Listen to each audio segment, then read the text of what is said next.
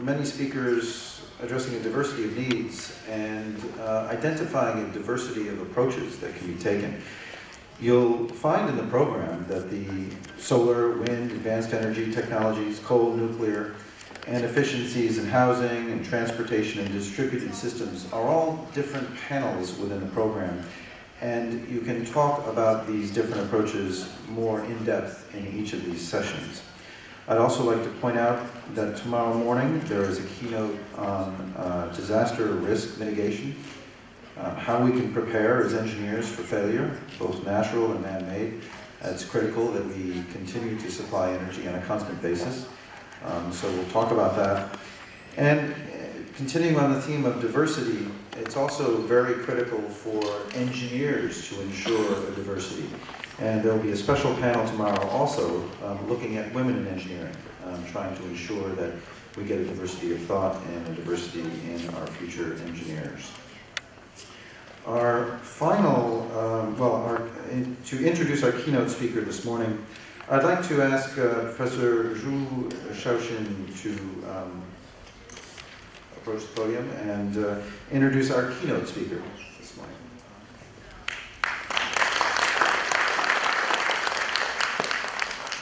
Ladies and gentlemen, good morning. This is the first plenary session for keynote speeches in this conference. In this session, we invited 6 distinguished and world-famous experts and leaders to deliver their speeches on the energy sustainable related topics. My name is Zhou Shaoxin from China Electric Power Research Institute. The first speaker is Madame Marianne Jessu Peto Lafargue, the past president of WFEO. The title of presentation is to promote sustainable development, the mission of a World Engineers Organization. Madame Marianne Jessu Peto Lafargue was president of the WFEO from 2009 to 2011. He is a prominent figure in the international arena of telecommunications service and international business.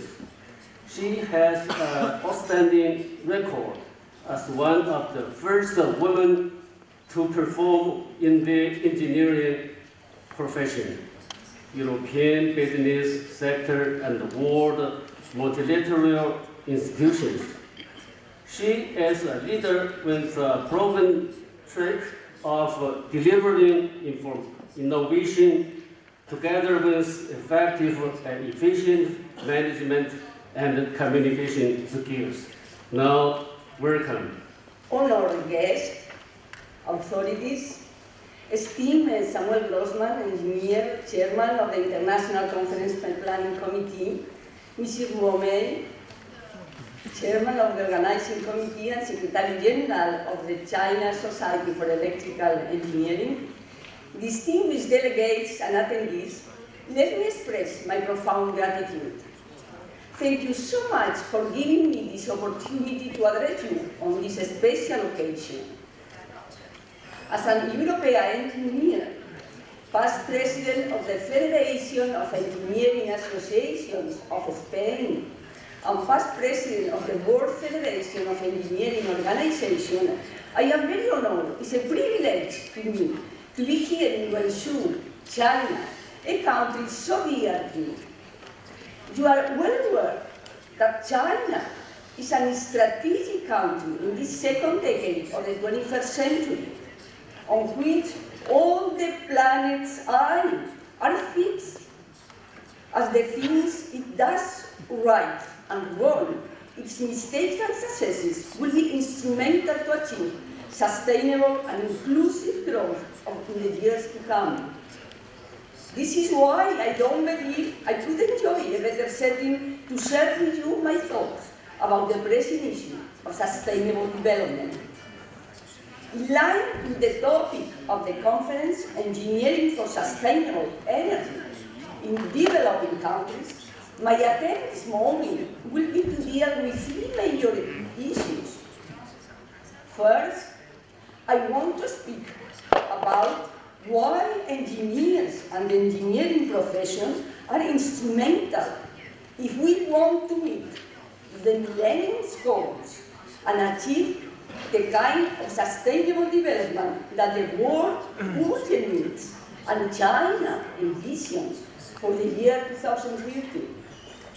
Secondly, in a nutshell, I will spotlight energy as the main global issue for the green future as we look for urban and rural sustainability worldwide.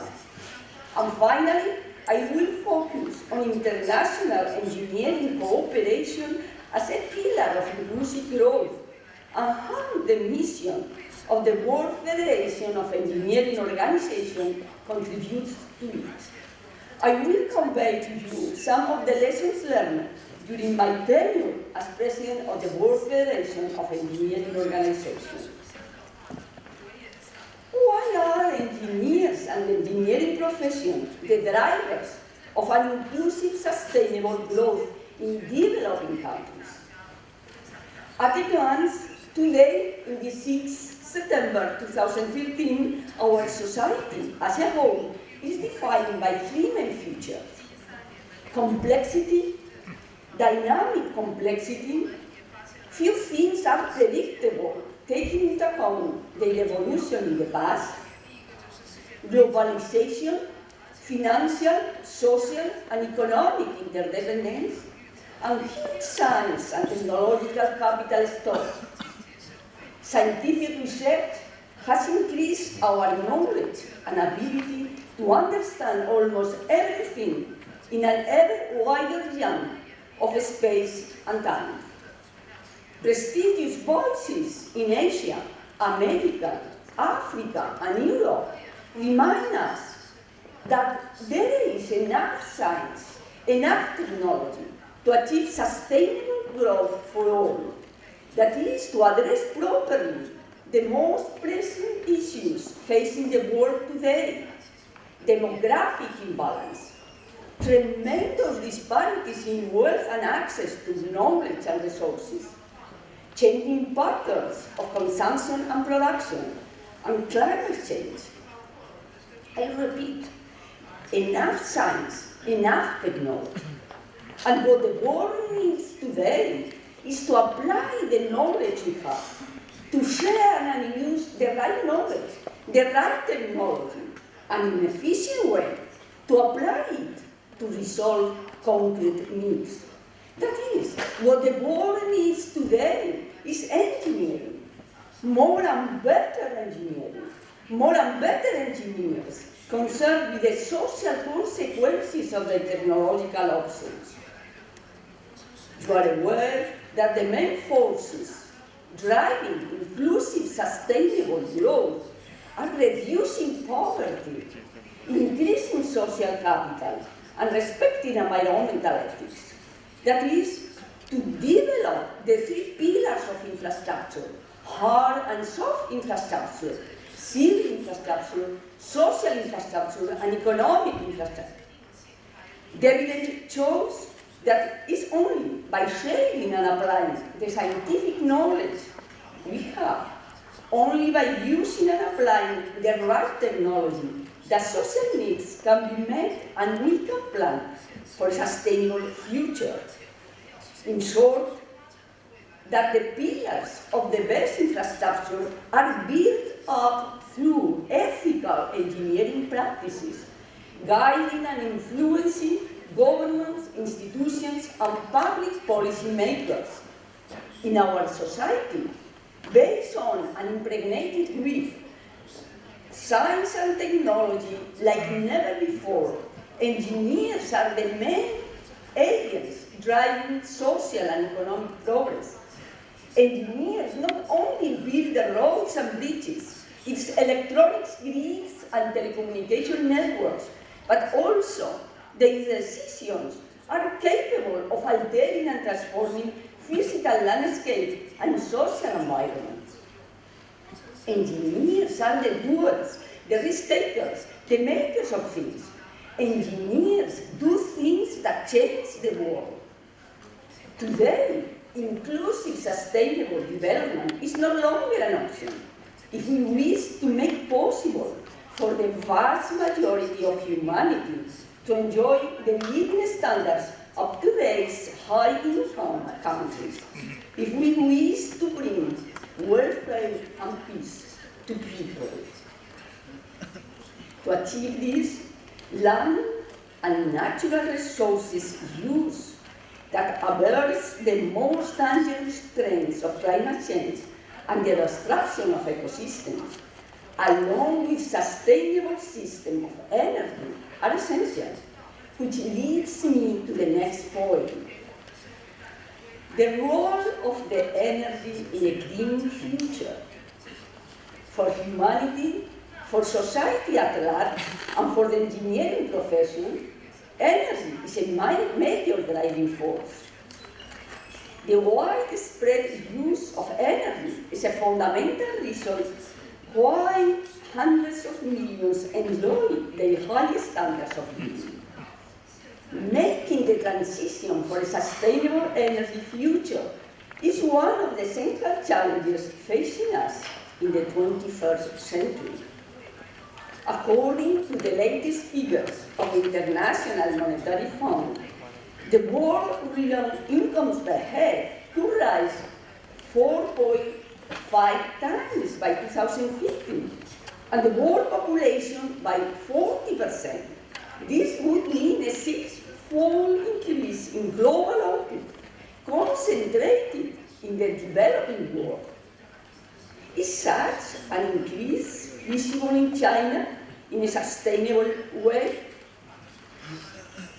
There is a consensus among engineers and economic agents that the export-oriented, investment-led growth model that has sustained China for more than 3 decades is running out of steam, and major reforms are needed for growth to continue. You are well aware that China surpassed the US in 2012 as the biggest consumer of energy in the world, increasing the use of coal. This is why ensuring the sustainability of clean energy use and production growth is an enormous challenge. Don't forget that one of the biggest challenges China is facing today is in urban migration. China's cities, which already house a tenth of the world's population, are swelling every minute. It is the largest migration in human history, and it is a driving force behind China's demand for clean energy. China's cities are a key front in the fight against pollution and in the search for sustainable growth. The 21st century energy model builds on the principles of sustainability, efficiency, and environmental respect. Is driven by technology and innovation. Innovative engineering applications and technologies have given us the means to obtain and exploit a broad array of energy sources. The market seems today to be slowly accepting that the trend in oil versus gas will be very different for the foreseeable future. Respected engineering voices certainly believe that there are sustainable solutions to the energy issue. I am convinced most of them will be analyzed thoroughly during this international conference, including, why not, the the shale revolution and synthetic fuel from oil sands. Major improvements in energy efficiency can be obtained in highly industrialized countries through clear policy changes that encourage the development and deployment of existing and future clean technologies. Meanwhile, mechanisms that encourage and assist developing countries to introduce efficient and green technologies must be applied as soon as possible, so that they can leapfrog past the wasteful energy trajectory followed by today's industrialized countries. The use by engineers of innovative and ethical practices and technologies is essential ingredient for the timely transition to a new scenario in terms of energy production and efficient consumption. Governments' regulations worldwide is as well a key driver to put pressure on the gas and oil industry. In the US, China, Japan, and Europe, stricter mandates are starting to produce good results for environmental concerns. But this implies more exchange of scientific knowledge and technological cooperation among all the agents. The scope and scale of the sustainable energy challenge is so complex and with so many social implications that this challenge requires not only innovative and systemic engineering solutions, but strong mechanisms of international cooperation among engineers themselves and between engineers and policymakers. This is why this conference is especially welcome, as it aims at strengthening relations and cooperation between agents. And this leads me to the final point I would like to discuss with you. International cooperation as a pivotal instrument to promoting and achieving sustainable inclusive development. What can the World Federation of Engineering Organization do? How can the World Federation of Engineering Organization missions help? One of the major lessons learned in Rio +20 August last year was that progress towards meeting the challenges posed by sustainable development is inconceivable without commitments by all the world's regions. Factors related to sustainability, such as global warming, population growth, waste management, sanitation, food security, energy, cannot be dealt without multidisciplinary or multicultural and multi-stakeholder approach. The radical shift which is needed in how multilateral agencies, governments, capital funds, and institutions operate, along with sustainable development policies and innovation, calls for the sharing of knowledge and expertise on how to build appropriate local capacities and best practices in organizational process. Experience shows the effectiveness of international engineering cooperation that cut across engineering disciplines and cultures. Japan's cooperation with Brazil over the past 3 decades to transform Cerrado, an arid semi-tropical region of Brazil, into one of the world's most productive farmland areas is unsimple. The engineering community is convinced that there is already a very wide range of relevant, accessible, and expensive technologies and processes available to meet the basic needs of the socially excluded and to secure an inclusive growth. But in order to get so, engineers must share their knowledge and communicate with decision-making governments and institutions. And one of the lessons learned during my tenure as the World Federation president was that the World Federation members, that is the national and international engineers federations, don't communicate properly with their governments. Another big lesson I learned by visiting several countries was that the same technology is used in very different ways in those different places. And in some cases, people never come to assimilate it, even after acquiring it. Technologies concerning energy are going to be highly relevant in the years to come.